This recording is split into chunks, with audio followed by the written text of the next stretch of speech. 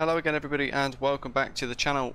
Today we're going to go through episode 1 of the Aerosoft CRJ full flight mini-series if you like, to show you guys all of the latest from Aerosoft in relation to updates, fixes, improvements for the Microsoft Flight Simulator CRJ700 pack, and the same principles will apply for the CRJ900 and 1000 as well, but of course V-speeds, weights, fuel, quantity and things will be different too. I hope you enjoy it. If you saw my original series for this, there are going to be some significant changes and hopefully some improvements throughout this as well. While you're here, I'd love it if you click subscribe down below, give us a like, and also let me know what you think in the comments below too. So we're here at Manchester Airport by Macco Simulations, and we're at stand 50. We're connected to the VATSIM network and we're going to go through episode 1, Cold and Dark, to Engine Start. We're then going to look at episode 2, which will follow on immediately after this one, and that will cover departure, flying a SID, climb and cruise. From there we'll continue the flow through to episode 3. From cruise we're going to then look at descent and configuring for an ILS approach into Rotterdam. We've gone ahead and got all of our stuff done on SimBrief, and we're going to jump straight into the flight deck because we've got loads to do. So when you first spawn in, you're going to be cold and dark, i.e. everything is absolutely switched off. The EFB of course would be off as well, but I've turned it on to open the doors to the aircraft. First things first, go to the overhead panel and turn the Master on. If you're going to be on stand for a long time, what I would recommend is connecting the ground power via the EFB, wait until that says avail, and then turning that on as well so that you get the DC service as well, the ground power unit attached. But if you don't want to go for that, you can go ahead straight away and turn the APU on. So power, fuel, and then start stop. What we want to do is click power fuel until we see APU and bite at the top here of the CAS. There it is, APU and bite, APU SOV open, and you can see that opening there on the tail. Really cool animation there. Once it's in bite, that in bite message has disappeared, we can go ahead and start the APU.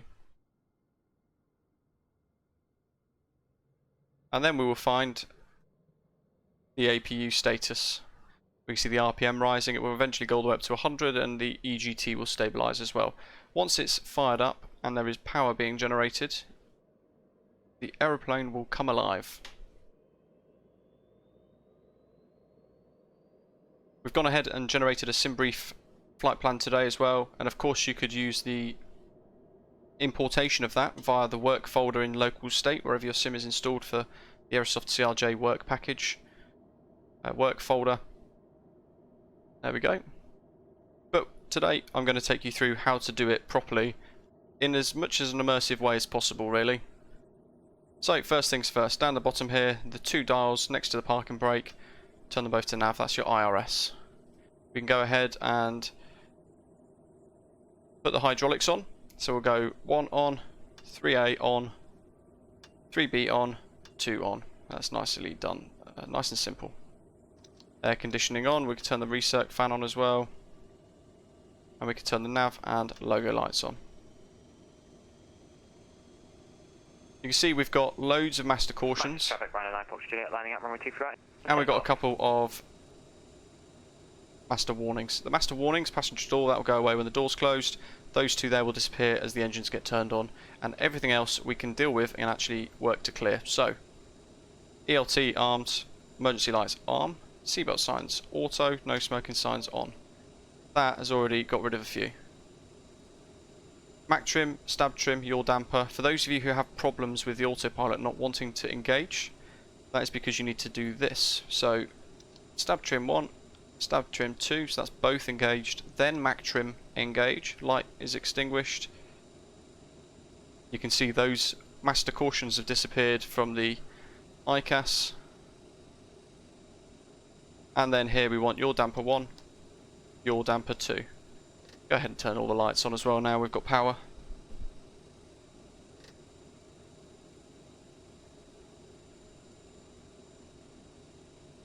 While you're down here, Pop that onto standby. And if we're going to set a squawk shortly, as we will do, because we've got a bit of ATC on now for our flight, we're going to set our squawk as such. We've still got a couple of those memos to clear, but for the time being, let's set all the lights as we wish.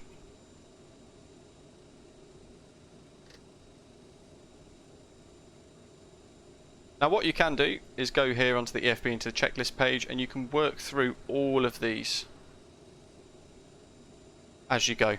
But I've ended up creating my own little flow which I use when I stream, and that's what I'm showing you guys today, and I find it works quite nicely. Down to the CDU then, we have aligned the IRS, we know that because the PFD and the nav display are showing stuff. And we go straight to POS init. We're at Echo Golf Charlie Charlie.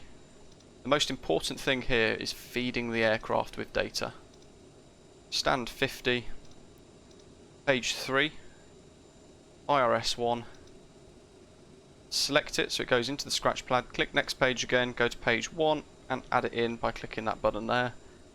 That is our exact location of where our aeroplane is, because we've got to tell the aeroplane exactly where we are. Now, flight plan. For those of you who use SimBrief, you could, if you've downloaded the plan for the Aerosoft CRJ, you could just type in here EGCC EHRD. Click the button there and it will load it all up if you've got it added into the local state work folder. But manually, we're going to go EGCC to EHRD, which is the ICAO code for Rotterdam, and EBBR for our diversion.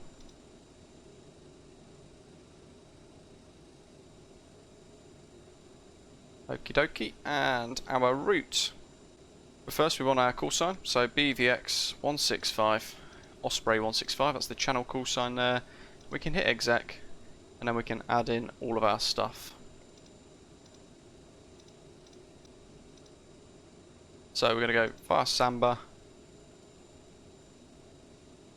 Uniform November 859 Airway, to Honolulu, H-O-N, then the Papa 155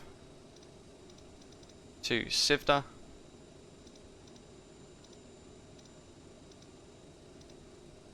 and the Papa 137 to Redfa.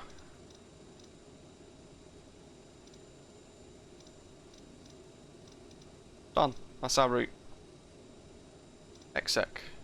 You can see it's added in there on the nav display. Perfinite. Here is where we set all of our data for the aeroplane, so cruise and everything else. We're going to go for a cruise today of flight level 250. Very short journey. And before we know it, we'll be working a descent. Unicom, this is Speedbird 188.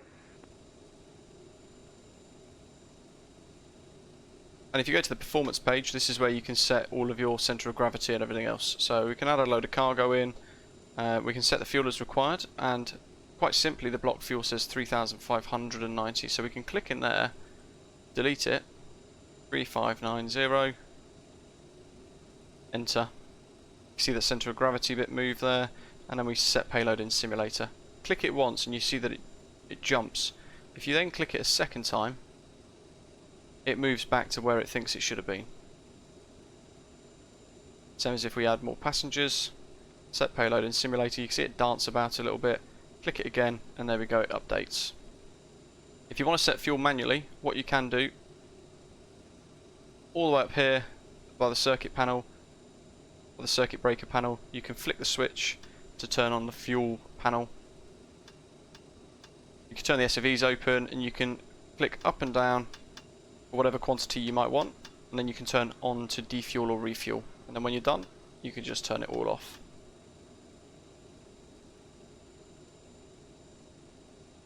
So with the ATIS information and the weather at the moment, we're expecting runway 23 right at Manchester and the Samba 1 Romeo departure and the Samba 1.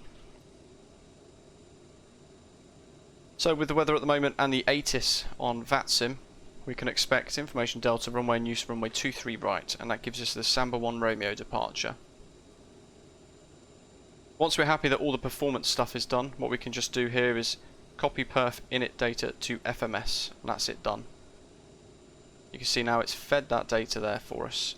We can add flight level 270 for an alternate cruise, and we can hit exec there to build that in. Go to the departure arrival tab, we want 23 right, click next, sample 1 Romeo. You can see it's added all that in there for us.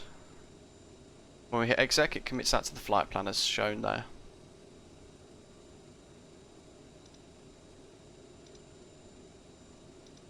Flick across all the way through to the VNAV, and the transition altitude from the ATIS is flight level 60. So we can go 6,000, and the descent transition was about 3,500 roughly with the QNH at the moment in Rotterdam, and at cruise you got our target speeds as shown there. Hit exec and commits that, and we can go from here to our legs page. We can work through the legs to make sure we don't have any discontinuities, and we don't, so that's all good.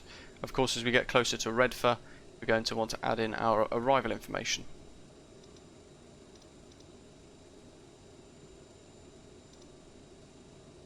In the perf page, we can go in and add our flex temp. Now, if I type 46, you can see there the aeroplane is setting a flex temp for us, as shown there. So we've got the magenta, the pink arrows and flex. And we've got advisory VNAV enabled too. If we click MFD menu, we can change what's displayed on the nav display here. So we can add VNAV on there as well, which is really handy. On the radio page, we can go to the next tab and we can add our flight ID in again in a secret page. So Osprey 165.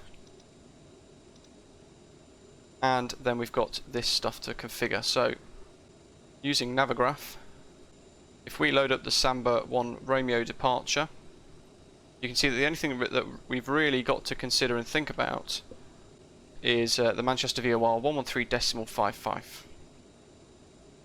We've got some altitude constraints up to 5,000 feet and some speed restrictions as well as usual, 250 below 10,000, and that's it. So if we want to, we can add in the radio page 113.55, but because we've added the departure route and we've got the Navigraph nav data, it's done it for us there automatically. You can see there that nav1 is tuned to the VOR already, which is awesome. Altitude at the minute, target is 10,000, we want that to be 5. There we go, we've updated that. And we of course need to set our weather data. So currently the QNH is 1019. Click the airspeed tab, get rid of the yoke. 1019. And the standby instrument 1019. We need to set our V speeds as well, so we can flick that across to V speed. And depending on the conditions, at the moment everything's dry and we're going to depart flaps 8, but if it was wet we'd obviously click wet and you could see the V speeds update too. We hit settle and then we get V speeds added in there.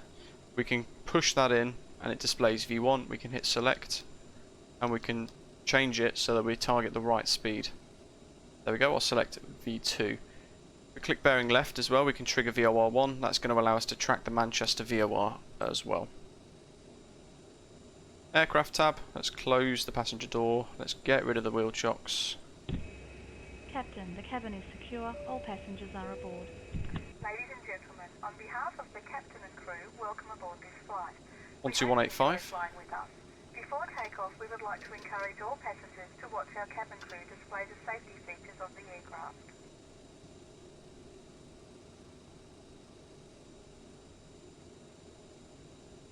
Shuttle 3 Lima, nothing further for you, I'm afraid. Monitor Unicom 122 decimal 8, good day. Okay, so we need to get our clearance. And it's information Delta. Manchester ground, hello, Osprey 165, CRJ700 on stand 50 with information Delta. Request IFR clearance to Rotterdam. Osprey 165 matches to ground. Hello, you're clear to Rotterdam via the Samba 1 Romeo departure, squawk 5662. Clear to Rotterdam, Samba 1 Romeo departure, squawk 5662, Osprey 165. Osprey 165, read back correct. Change your range so that you can see the departure routing, you can see there, and also as a bit of a tip, we know that we're going to want to depart with a bit of a runway heading, so let's set that. We can use the Navigraph charts to find the runway heading, and apparently runway 23 right is 232, so let's turn that. Gives us one less thing to do in a short while. 232. There we are. Done. We get all our ground charts ready to go. Not that we've got very far to go. The runway's right behind us. And we've got nose wheel steering disarmed.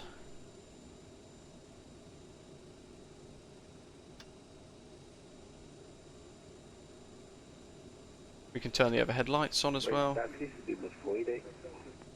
So 488 taxi holding. If you want to turn one runway to your right side, Juliet Echo Foxtrot Kilo and Juliet. cabin lights on in the aircraft tab, you can go ahead and turn those on there, and it adds some lighting into the cabin behind us.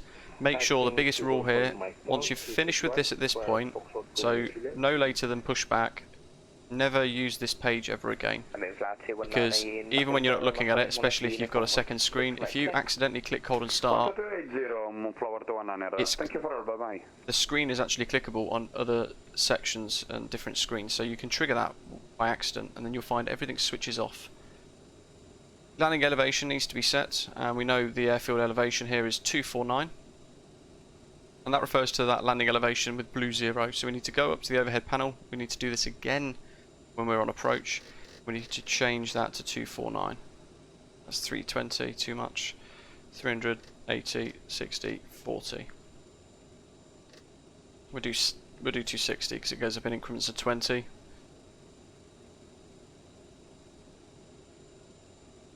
And let's clear these memos finally. So, window heat, windshield heat, we need to pop those on. 1 and 2. And that's got rid of those messages, and we need to turn the fuel pumps on before pushback as well. So fuel boost pumps on. Everything else looks good on the overhead panel, and we're ready to go. So pushback time then, folks. Using the toolbar pushback mod, we're going to start the pushback and we're going to get our clearance from ATC. So Osprey 165 fully ready, request push and start. Osprey 165, push and start approved, face east. Push start approved, face east, Osprey 165. Smooth 448, where are you going? So, continuous ignition, beacon on, park brake off,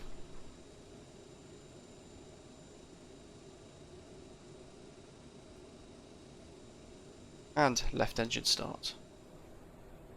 Air conditioning packs have switched off, we're watching that N2 rise.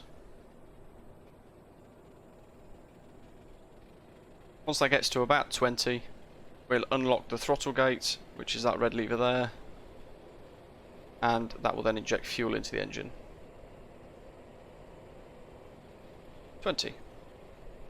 There we go. Unlock it, flick it to idle. We focus on pushback here.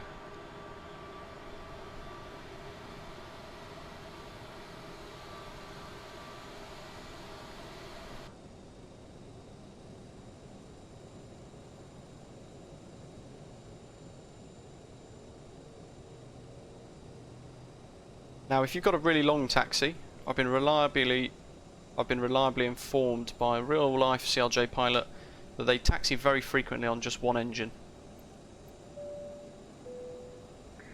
Ladies and gentlemen, please pay attention as we display the safety features and procedures of the aircraft in case of an emergency. I'm pushing back slowly on purpose because I don't want to get in the way of that British Airways aircraft going to Heathrow.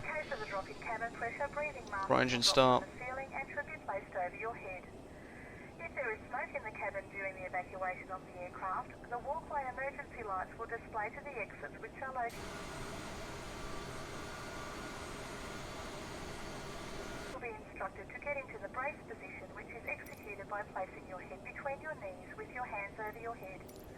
We would 20, also like to remind you that you should unlock, turn off all electronic click into devices. idle. We thank you for paying attention during this So, brief one other thing presentation. to do while we're doing this, we need to set the takeoff trim to 7.0, 7.0. Now I've got that configured on my HOTAS T-Flight X. That'll do. I've got that configured on my T-Flight HOTAS X. 488, nothing further I'm afraid, 12 Unicorn 12. And we want to change that figure there. So my top hat on my stick, I'm just going to drop that down to 7.0. And there we go. We can check our flight controls. We can go full left, full right, elevator fully down and all the way up, and the rudder full right, full left. Job's a good one.